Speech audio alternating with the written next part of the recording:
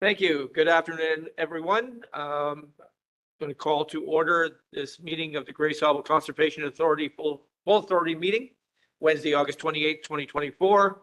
I'd also like to welcome John Farber and Jennifer Shaw on online joining us. Call the meeting to order, and we will have the land acknowledgement. And I believe, Jen, we're going to do the honors today. Yes, thank you very much. So it's my honor to acknowledge today that we are gathered on the traditional territory of the Anishinaabeg people, the people of the three fires known as the Ojibwe, the Odawa, and the Potawatomi Nation, who have inhabited this land from time immemorial. And further, we give thanks to the Chippewas of Saugeen and the Chippewas of Nawash, now known as Saugeen Ojibwe Nation. I also want to recognize the Métis whose ancestors shared this land and these waters, and may we as treaty people live with respect on this land and with all its diverse peoples. So last week at AMO, I had the opportunity to attend the breakout session on planning considerations from a First Nations perspective, and it was extremely interesting and very very educational to understand how various pieces of legislation impact archaeological assessments and understanding the differences in just how sacred sites are located throughout communities, how that differs from an Indigenous community to what we are used to with formal cemeteries, and the challenges that can pose to our communities and to First Nations communities as they're trying to preserve and make sure that those sites remain honored in a proper way. So it was really interesting. I think they're going to be making all the slides from AMO available at some point. So if folks are interested in that, I would encourage you to check it out. It really provoked some conversation with my mayor, and we'll be doing some follow-up with Bruce County as well. And Elder Miptune gave a blessing at the start of that session. He's from Neoshingaming, so it was nice to have kind of the local perspective as well, all the way over in Ottawa. So thank you. Thank you very much, Jen. Yes, great information, and thank you for reading the land acknowledgement. Is there any disclosure of pecuniary interest on today's business?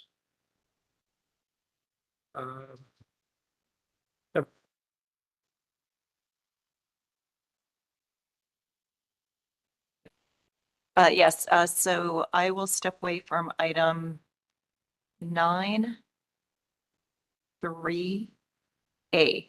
So regarding Bruce Trail Conservancy. Thank you.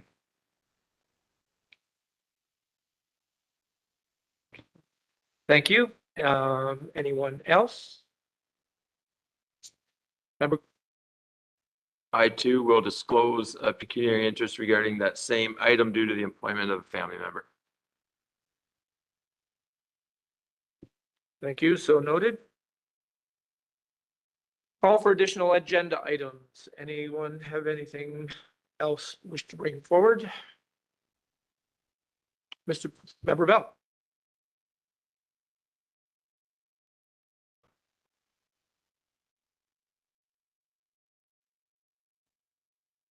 I'm sorry, Mr. Chair. I thought you were just asking to move forward with the agenda.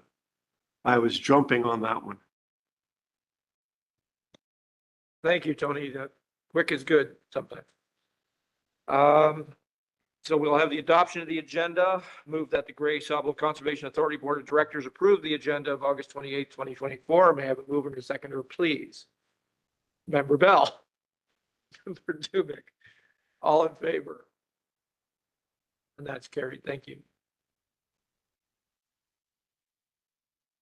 Moving to the minutes, looking for the approval of the minutes of July 24th, 2024. Move that the Gray Sauble Conservation Authority Board of Directors approve the full authority minutes of July 24th, 2024. May I have a mover and a seconder, please? Member Carlton. Member Farmer, thank you. Everybody's everywhere. Any comments? Seeing none. All in favor? Carried, thank you. Point 6, the business out of the minutes. There are none at this time. And delegations. Don't think we have any delegations today? Nope. So move right into the consent agenda. Is anybody looking to, wishing to pull anything from the consent agenda today? Okay, seeing nothing. Point 1, environmental planning, section 28 permits and planning applications, July 2024. That's attachment 2 in your package. Administration, receipts and expenses, July 2024, attachment 3. Correspondence, Q2 portfolio update. The minutes from the Gray County Joint Accessibility Committee. Conservation Ontario, there's nothing at this time. In minutes, none at this time. Recent media articles are attached, number 6 in your package. So I would move that in consideration of the consent agenda items listed on the August 28, 2024 agenda, the Gray Sauble Conservation Authority Board of Directors receives the following items. 1, environmental planning, section 28 permits, July 2024. Administration, receipts and expenses, July 2024. Correspondence, including Q2 portfolio update and minutes from Gray County Joint Accessibility Committee, and recent media articles. May I have a mover and a seconder, please? Member Mackey, Member Durst, all in favor? And that is carried. Thank you. Moving to business items, starting with administration. Regarding the auditor RFP, attachment number 7 in your package. I can move this first, and then we can have discussion. Whereas Gray Sauble Conservation Authority has a need to update and renew contracts for the position of audit services, that the Board of Directors direct staff to prepare and issue a request for proposals for audit services, and that a selection committee consisting of 2 board members and CAO Lantio and TA and Manager of Financial Services be formed to select and prepare recommendations, and that the recommendations from the selection committee be brought before the full authority board for final discussion at the October board meeting. Tim, do you want to? Oh, Allison?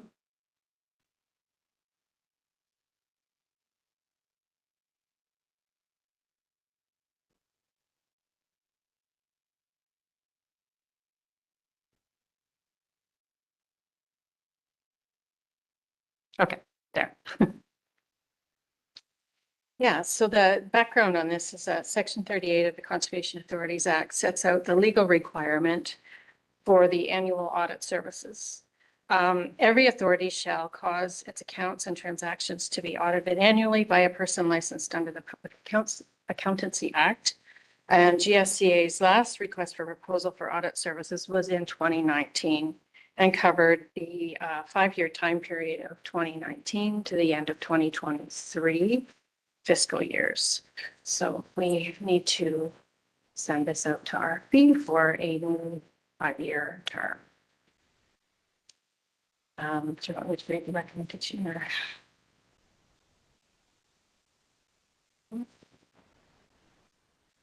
We've already read the recommendations, so we're looking for 2 members to participate in the selection committee. We have volunteers.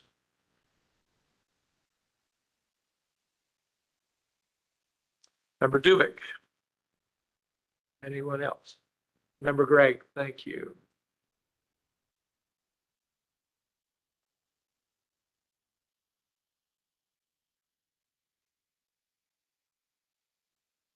So with members at Dubik and Gregg agreeing to serve on the selection committee, I have a mover and a seconder for that motion, please.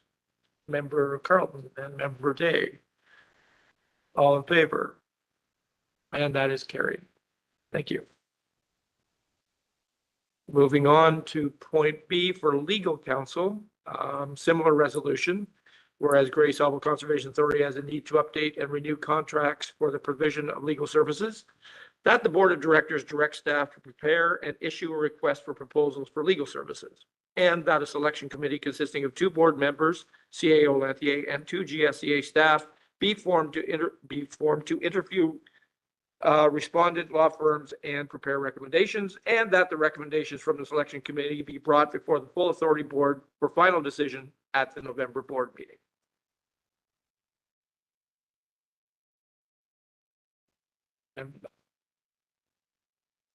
Thank you very much. So currently we have 2 legal firms providing services for us. We have Middleborough and Stevens in Owen Sound providing general counsel to the authority.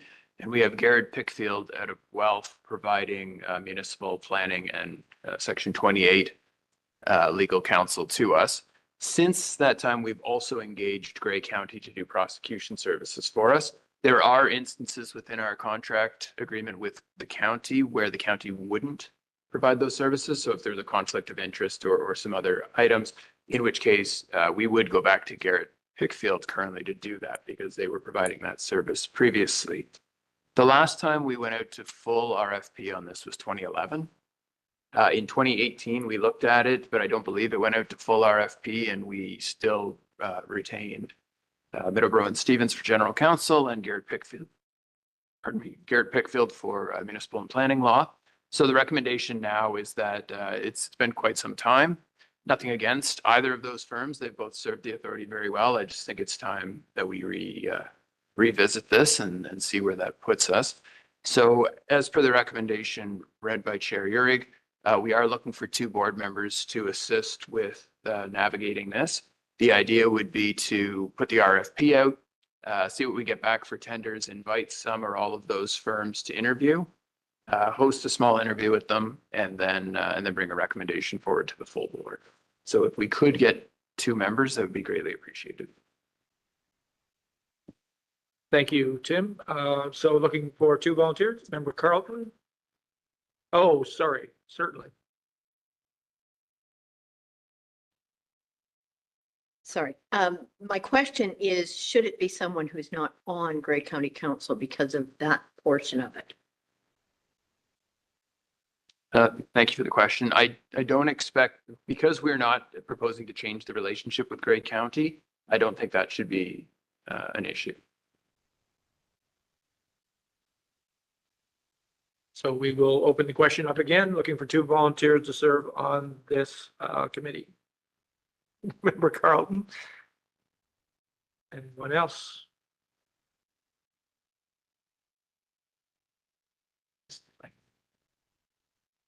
I will put my name forth as well for that. So based on Member Carlton's and my joining that committee, looking for a mover and a seconder for that resolution, please. And that's Member Maxwell and Member Mackey. Thank you. All in favor. And that is carried. Thank you. Moving on to the point C for the fee policy update. It's attachment number 9 in your package, and CAO Lanthier.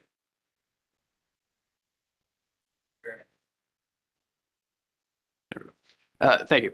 So you may recall that about a year ago, we brought forward a fee policy for the authority based on changes to the Conservation Authorities Act.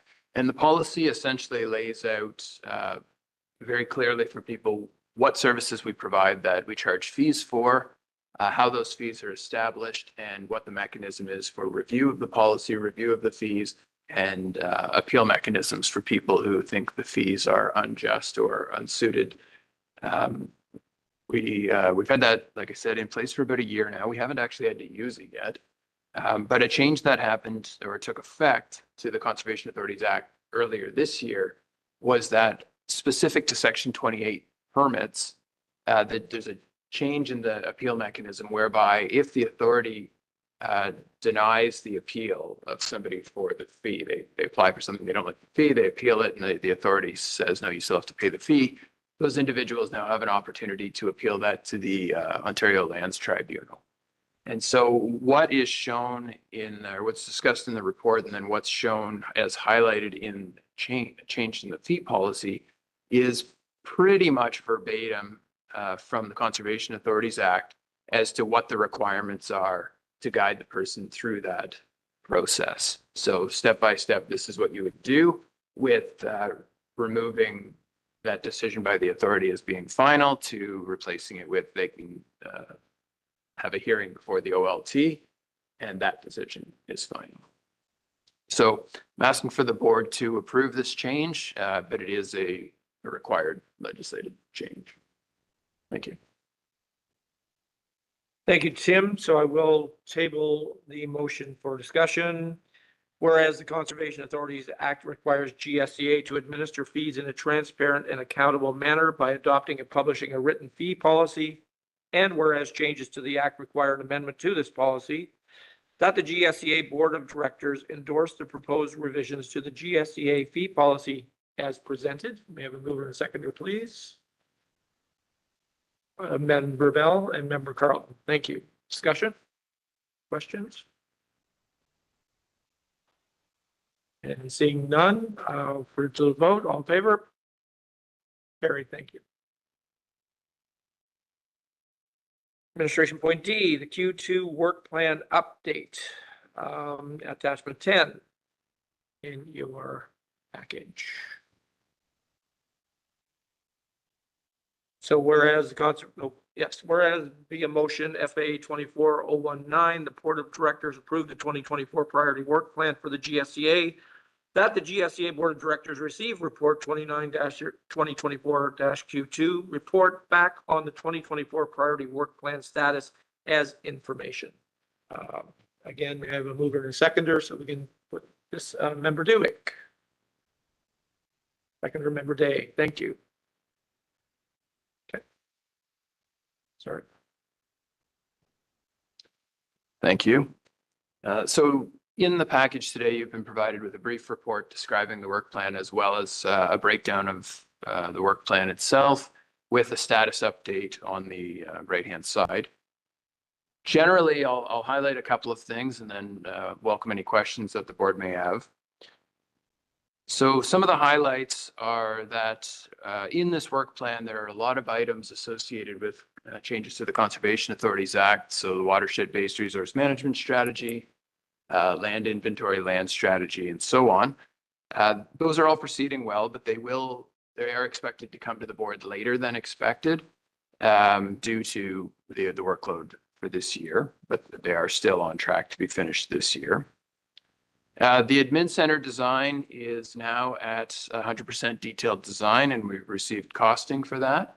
And at a staff level, we've been working with the consultants on that costing. And we've met with our ad hoc committee of the board to discuss it further in detail. And that will be coming forward to the board in September for review and discussion.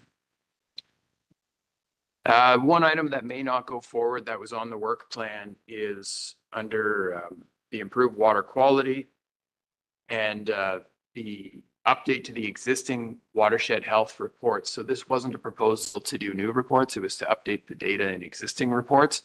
That at this time is being considered a resource dependent item, just because staff are very, very busy, and we can push that without much effect on the work plan, but that one may not go forward this year. The environmental planning agreements are delayed, again, due to workload. But I'm happy to say that the planning team has been working with the town of the Blue Mountains on trying to establish a new agreement.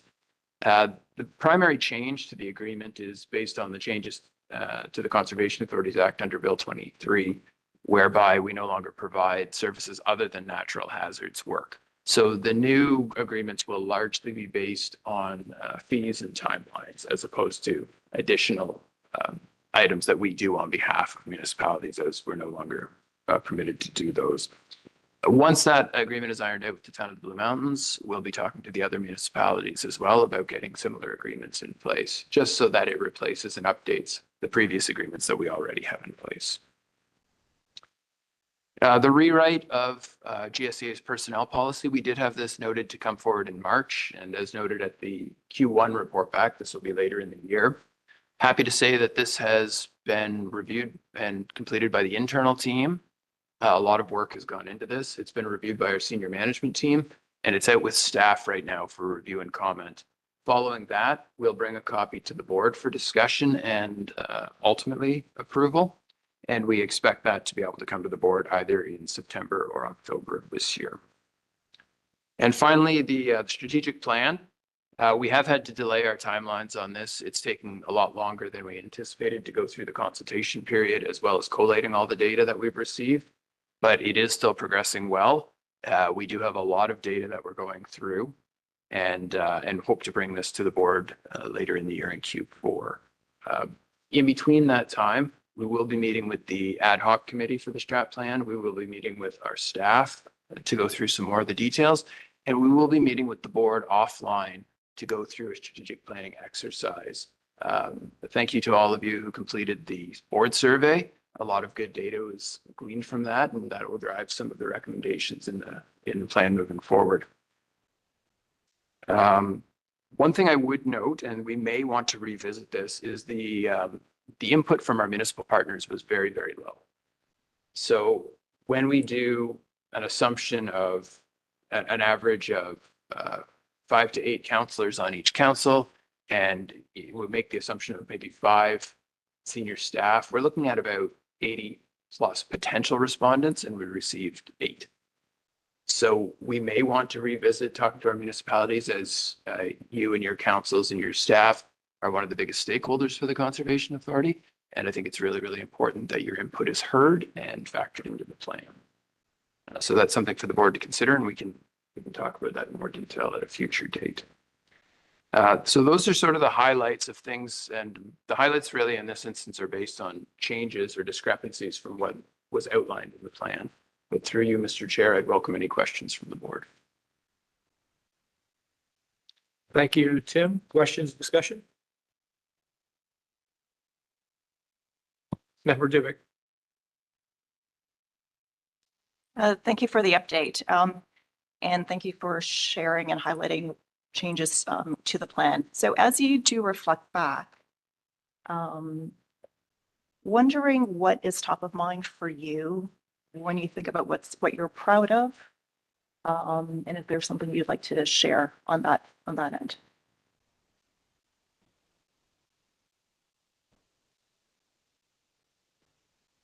Yeah, thank you for that. I think, like when I think about all the work that's being done this year, it is a high workload year, and it always, to be honest, it always feels like it's a high workload year. But this year, there are a lot of additional changes that have come at us from the province, whether it's through changes to the way our planning department works, or whether it's changes in terms of documents that we need to provide. And I think the whole staff team has done a tremendous job of really stepping up to come forward and help the whole organization. And that's really wonderful to see. One other thing that I'm really proud of with the organization is the work that our staff team and our social committee is doing in terms of working to boost morale and boost the corporate culture within the organization. And I think a lot of effort and work has gone into that on behalf of staff. And I think that's really starting to reap benefits within the organization. I'm really proud to see that happening. Any other questions or comments? Seeing none, thank you. I already tabled that, did I not, Valerie? Did you have a mover and seconder on that? Thank you. All in favor?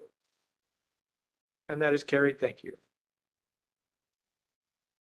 Point E is the Q2 budget update information, attachment 11 in your package, and I believe Allison is going to speak to this.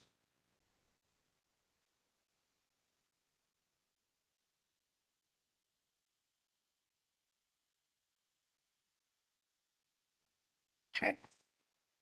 Sure this is on. Yeah, so our Q2 report has not really got any anomalies in it. We have a few unbudgeted changes, slower at hiring or not hiring at all. We have a backfill position that did not get filled. We have tree planters that we didn't hire this year. So we're a little bit ahead in budgeting where we would otherwise have spent money that we haven't spent.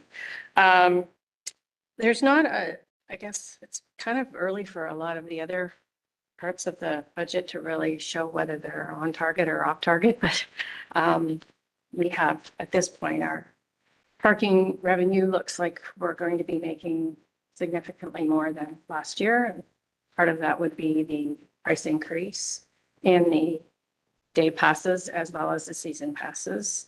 Yeah. Our capital budget, again, we're early into the budget as far as capital expenditures are concerned. I think we'll have a lot more to say about that at the end of Q3. Anybody have any questions? Thank you, Allison. Any questions? Member Durst?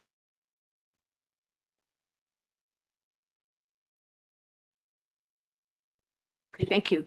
With respect to the positions that weren't are hired, or are these positions that you deliberately held off on, or are they positions that you expect to fill either this year or next year? So we should see their positions back in the budget?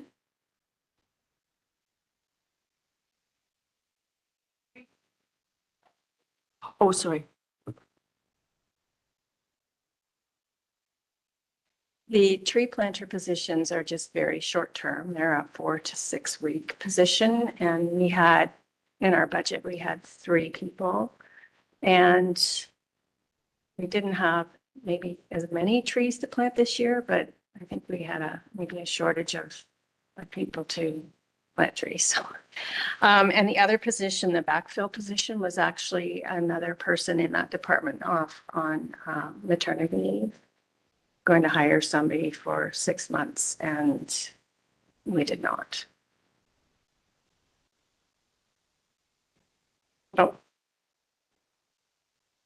All of those positions should theoretically appear full-time, and then the tree planters in next year's budget.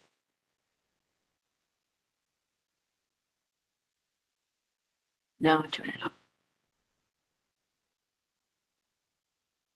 the tree planters are dependent on the number of trees that we're planting.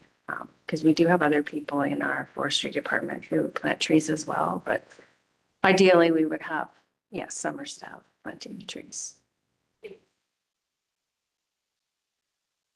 Thank you. Any other questions for Allison on this? Seeing nothing, I will move whereas the Board of Directors approved the GSCA 2024 operating and capital budget on December 19th, 2023 by motion FA-23-122, that the Board of Directors receive staff report 030-2024 Q2 budget report back as information. May I have a mover and a seconder, please? Member Carlton and Member Bell, sorry. I'll get to you online, and it's a big room, sorry. All in favor? And that is carried, thank you. Moving on to the point after reserves update, information attachment 12, again, Allison, thank you very much.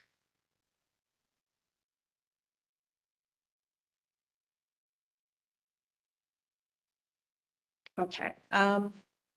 Yeah, so I just thought, because we had a change in our reporting for financial instruments at the end of 2023, there's a new accounting standard that you may remember when our auditor came to speak to you in May, accounting standard PS 3450 financial instruments. What that standard requires is that portfolio investments in equity be included in the financial statements at fair value.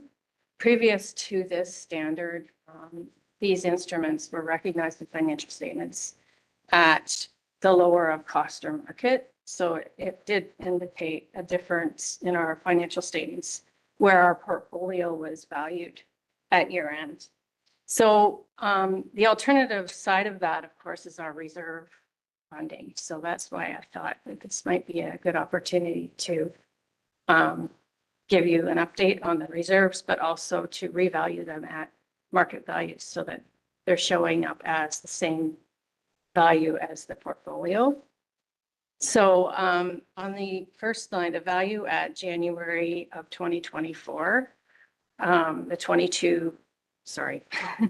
2,241,295 is actually the cost value of the portfolio plus what was in the bank account. We've adjusted the portfolio to market at year end, and that adds another 42,000 to those reserves. And then the gain or loss on the portfolio from the end of December to the 30th of June is $94,609. And our interest to date on these funds is 16,000. So that brings us to a reserve balance at the end of June of $2,394,777. And that consists of $636,985 in the bank, and our market value of the portfolio at June 30th was 1.657. You also see that there's 100,000 showing as being in the operating account. Those are 2023 reserves that had not been transferred at the end of June. Since that time, 50 of that money has been transferred to the reserve bank account. The other 50 we have spent on the admin center. Yeah. And that's, I haven't included the budget transfers. I have shown them in here, but I have not included the budgeted transfers in this information simply because it's too early to. Does anybody have any questions?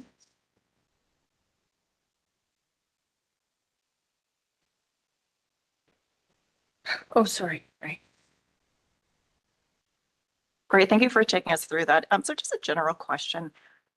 How do you think about the health of our reserves? So like, do we maintain, like, so what's your view of where we're at, and how do you sort of assess the health and level of reserves that we do carry? Thank you.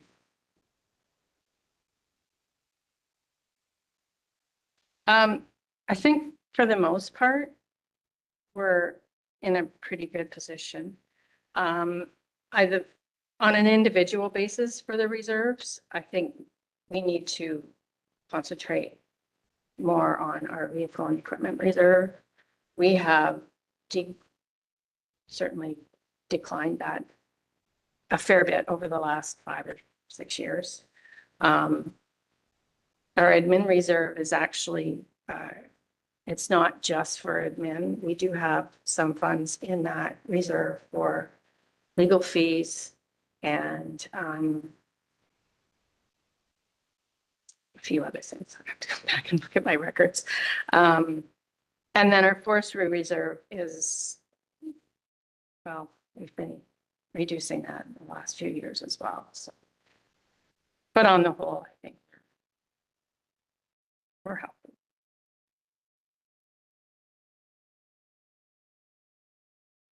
CAO Lampier.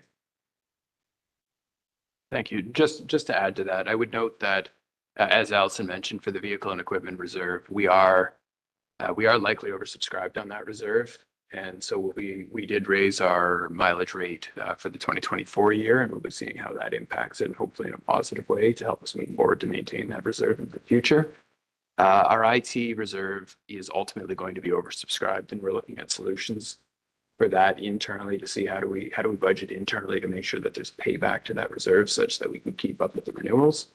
And our lands reserve is also oversubscribed, particularly with the admin building needs. But then our lands capital is aging.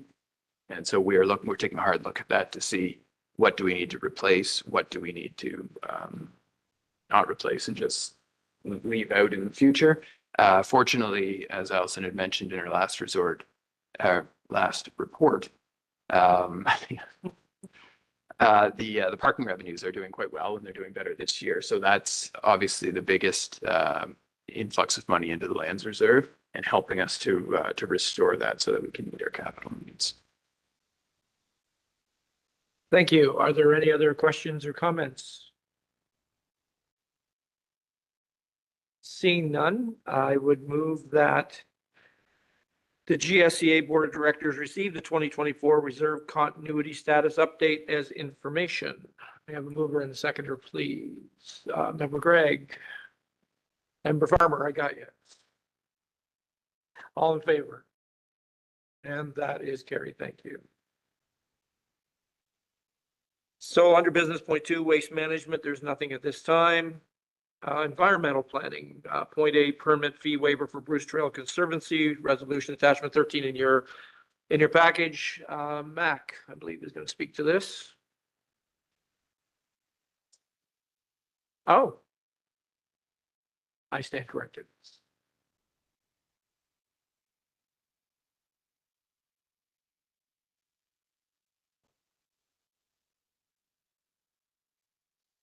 Thank you, Mr. Chair. I thought who better to speak to this topic than our own regulations officer, Olivia Soroka. For those of you who don't know Olivia, she's actually hiked the Bruce Trail end to end just 2 years ago. So quite the accomplishment, and she's going to provide the presentation on this topic. Thanks.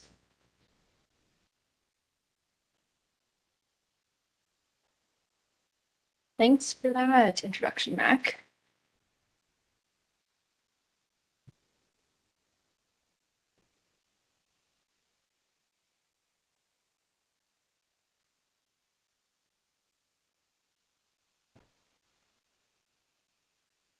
Okay, I think we're up and running here. So again, thank you for the introduction, Mac. It's nice to meet all of you. Today, I will be talking about a proposed fee exemption for the Bruce Trail Conservancy. For those of you that might not be familiar with the Bruce Trail Conservancy, they are one of Ontario's largest lands trusts and stewards of the Bruce Trail, which is Canada's oldest and longest marked footpath. The Conservancy is a nonprofit, primarily volunteer-based. Yes, you may. Not share that. So our remote folks can't see you. There you go. Oh, there we go. Sorry about that.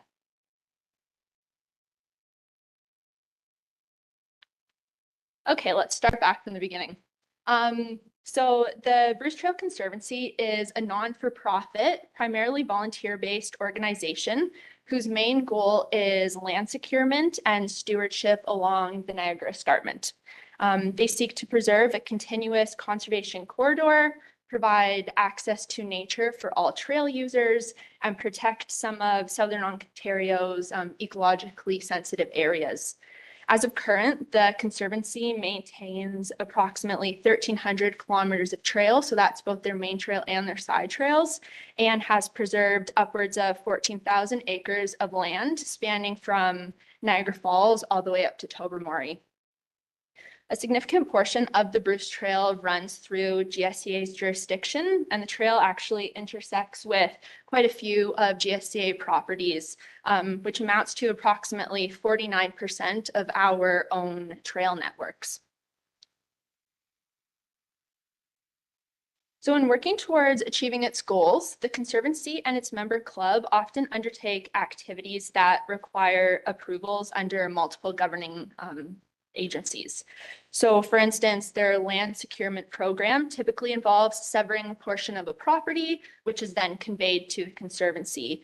So the consent process usually requires approvals from both the Niagara Escarpment Commission as well as the municipality. And through this process, GSA acts as a commenting agency. So we're collecting a fee to then provide comments on our perspective on the natural hazards within that property boundary. On the other hand, some of the infrastructure projects that the Conservancy undertakes, such as boardwalks, footbridges, and other parking areas, is considered development and therefore requires different permits. So that would be from GSCA under our Ontario Regulation 4124 or through the Niagara Escarpment Commission under their own act. So again, we're intaking those applications and charging a fee in order to process those applications. The nature of these applications are typically minor, and the lands of primary concern to Grey Sauble, which is the hazard lands, are typically retained by the Conservancy for long-term preservation and conservation purposes.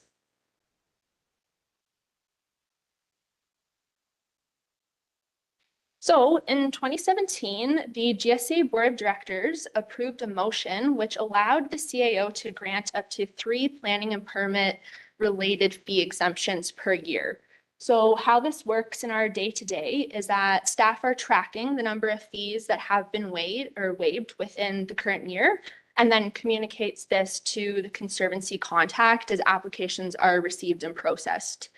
If the application number is within the limit, the fee is waived and the Conservancy can move on with the process. And if it's not, the Conservancy has the option to either pay the fee as per that year's fee schedule, or they can bring it forward as an exemption request to the board at the next month's meeting. Since 2018, our department has received approximately on average about 6 planning and permit related applications a year. Within this time frame, there have been a few instances where they have they've exceeded the limit and they've requested a fee exemption, which has been approved, but typically the fee is paid so that the process isn't held up. So with this understanding, we're bringing this to you today as staff have followed this procedure since 2017, and it's been determined that the time and effort required to track these applications and the fee exemptions is an insufficient use of time in moving forward.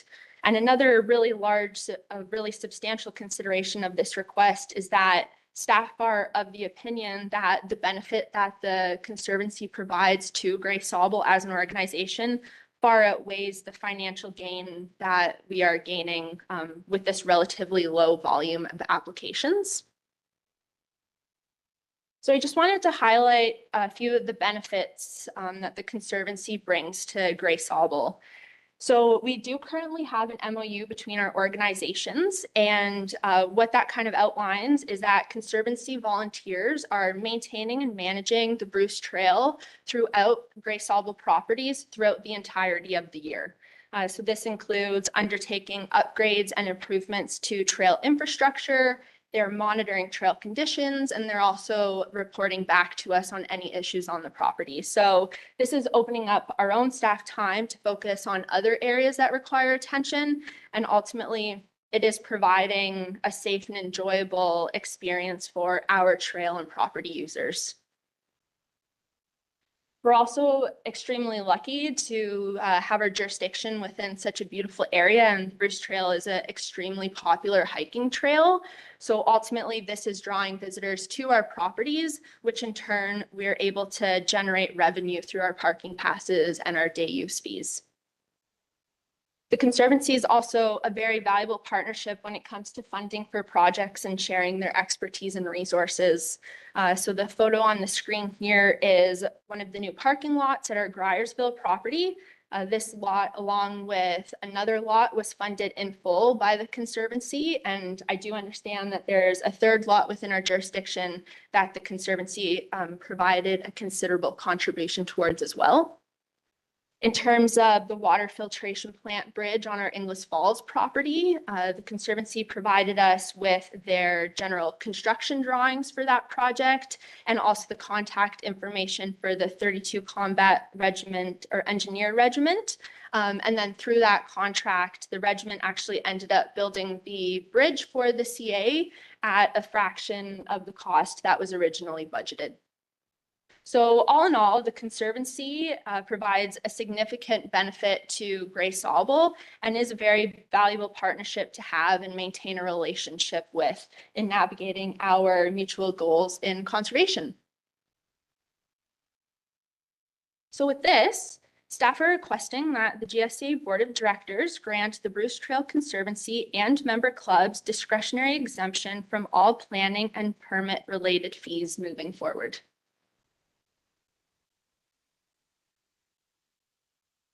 Thank you, Olivia. I'll first say, it's nice to actually be able to put a face to a name because I get more emails from you than anybody else at GSCA. It's nice to finally be able to see that person, so thank you.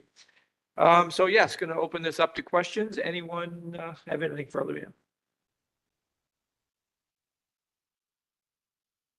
No? Member Thank you, Olivia, for that presentation. Excellent. More or less a comment I have. To me, this seems like an excellent, economic driver. I don't understand why every municipality wouldn't support this if you got the Bruce Trail going through it in particular. I know in the town of Blue Mountains that we look at this as we're building parking lots even to facilitate it. So the Bruce Trail people and other trails. So I'm very supportive of this. Thank you.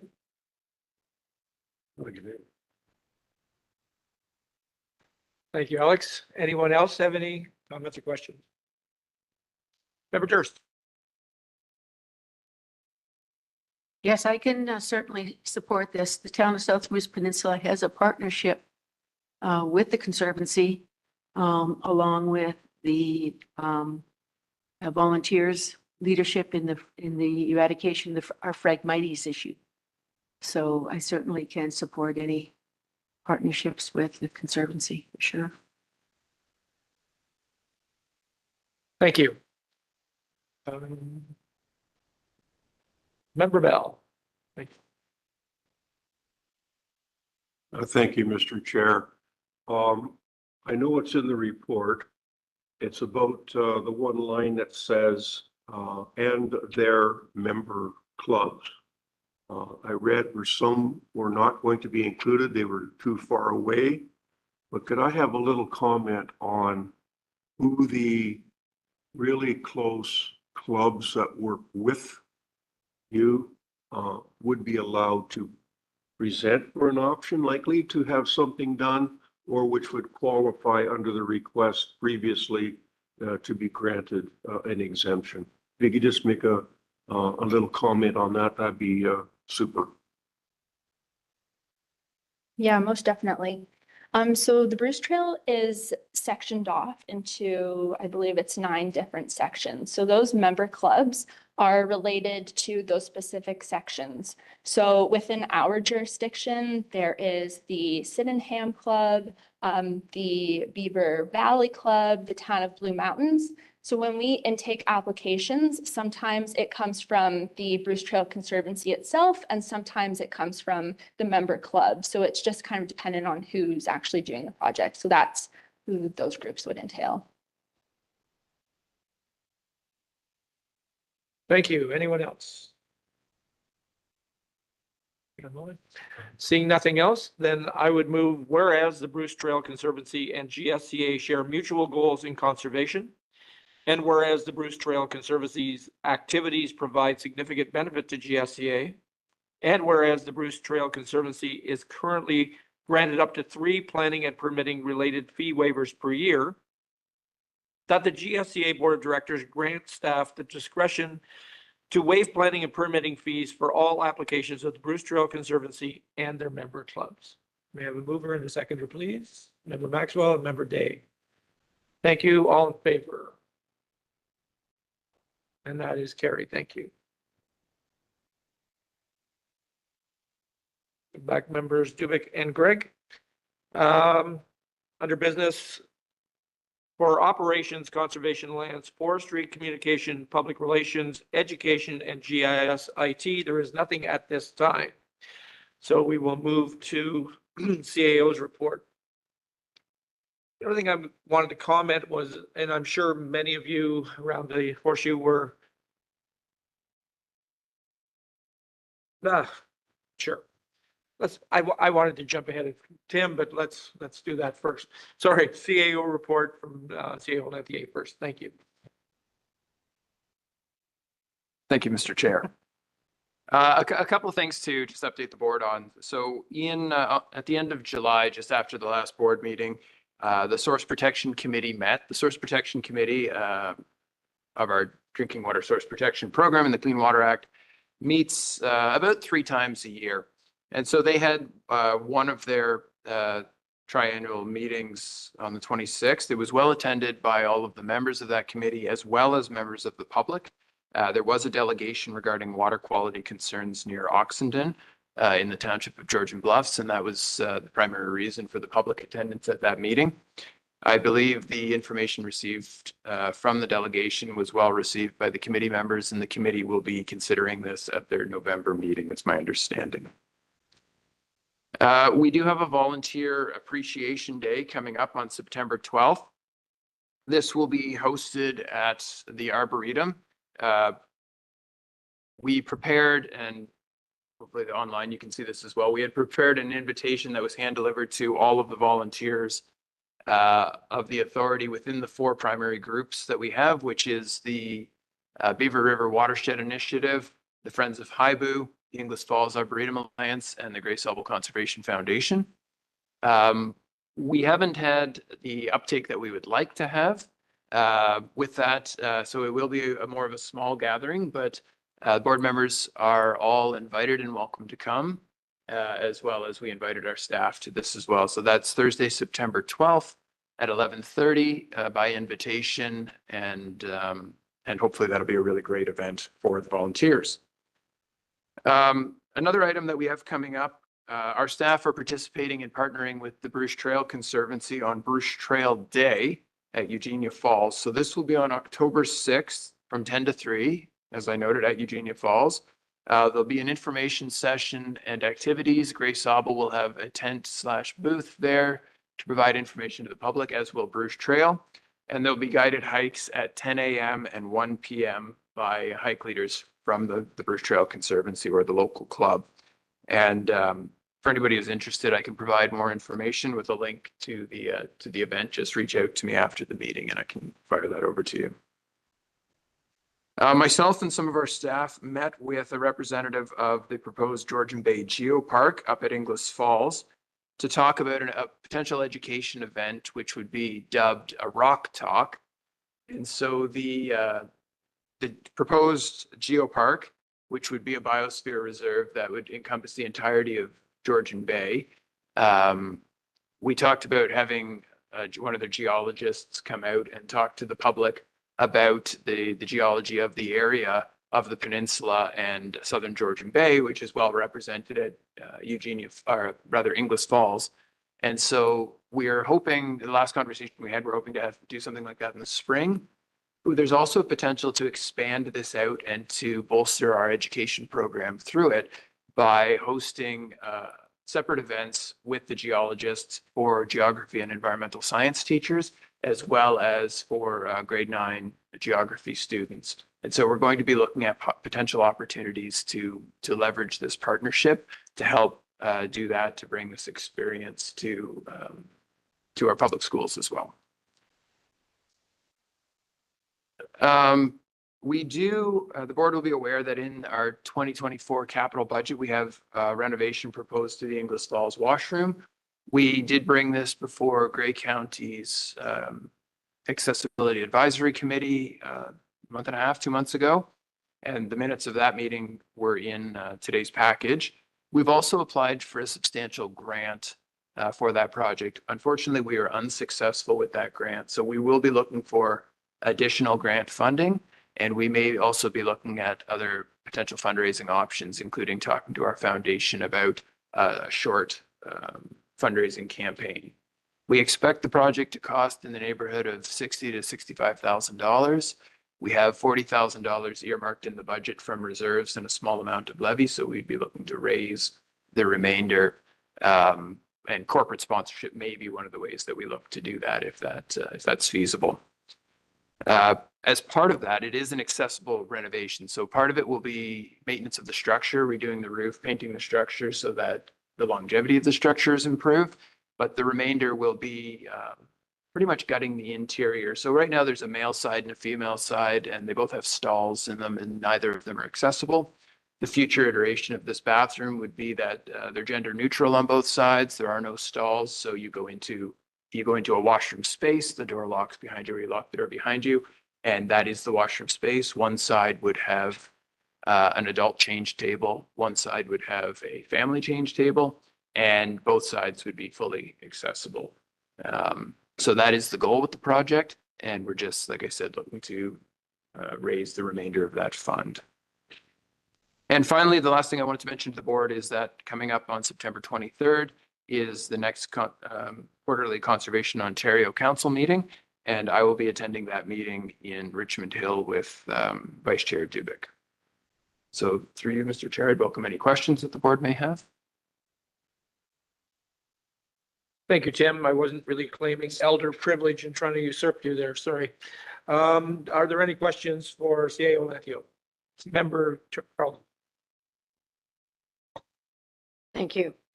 I have a few. The Volunteer Appreciation Day, 3 of us are going to be sitting here in County Council, so if we arrive, it'll be late. And the English Falls washrooms, Georgian Bluffs did that type of accessible washroom at the Sarawak Park with Scenic City Order of Good Cheer. And I wonder if reaching out to an organization such as them would help with getting some fundraising for that, if they'd be interested in working with the Conservation Authority there. That's an excellent suggestion. We will do that, and to the other community groups as well, possibly Rotary and so on.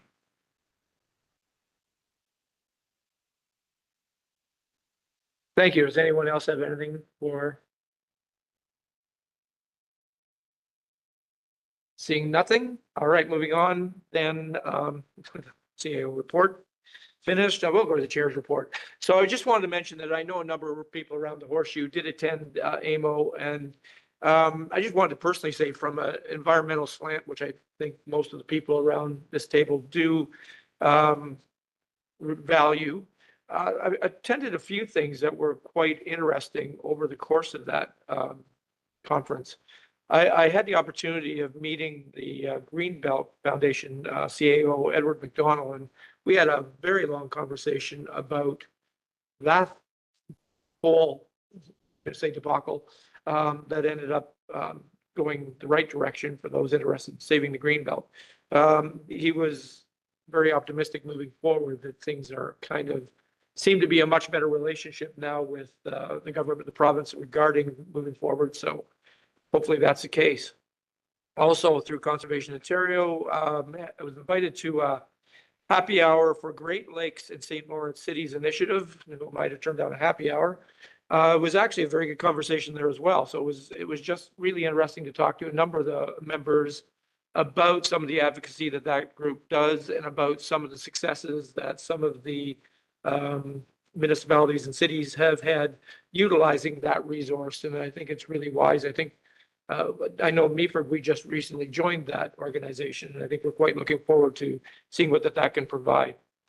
And finally, we had an opportunity to attend a pretty intimate fireside chat with Stephen Leache, the new Ministry of Energy. And again, when harkening back to the Greenbelt or water in general, the tone seems to have changed so greatly that there seems to be so much more focus on green energy pursuits only. So hopefully this bodes fairly well as long as they stick to that moving forward and what they're pursuing. So overall, I came away from the conference a little bit more optimistic, or at least buoyed that we're kind of moving in the right direction. So just wanted to share that. So moving on, we now have a resolution to move into closed session. So I would move that the GSCA Board of Directors, sorry.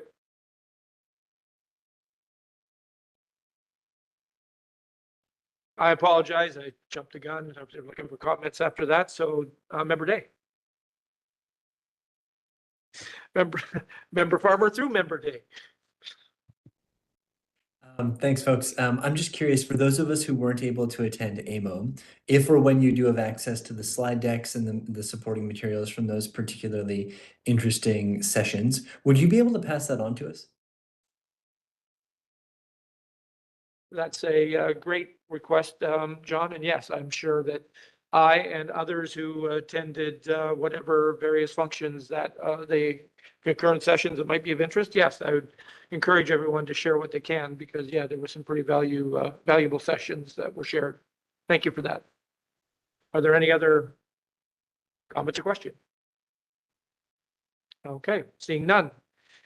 Move that the GSCA Board of Directors now move into closed session to consider: 1, minutes of the closed session of the regular Board of Directors meeting held on May 22nd, 2024, and 2, potential property acquisition in the township of Georgian Bluffs, closed as it pertains to discuss an item of commercial significance, such as but not limited to a proposed or pending acquisition of real property for authority purposes, internal reserve bid amounts, leases and property sales, bracket GSCA Administrative Bylaws Section 4 XBIG, and CAO mid-year review, closed as it relates to personal matters about an identifiable individual, including authority directors or authority employees, bracket GSCA Administrative Bylaws Section 4 XBII B. And 3, CAO mid-year review, closed as it relates to personal matters about an identifiable individual, including authority directors or authority employees, bracket GSAA Administrative Bylaw Section 4 XVII Section B. And further, that CAO Tim Lantier and Administrative Assistant Valerie Coleman will be present, and the Manager of Engineering Services Ian Erickson will be present for item 2 only. May I have a mover and a seconder, please? Member Carlton and Member Shaw, thank you.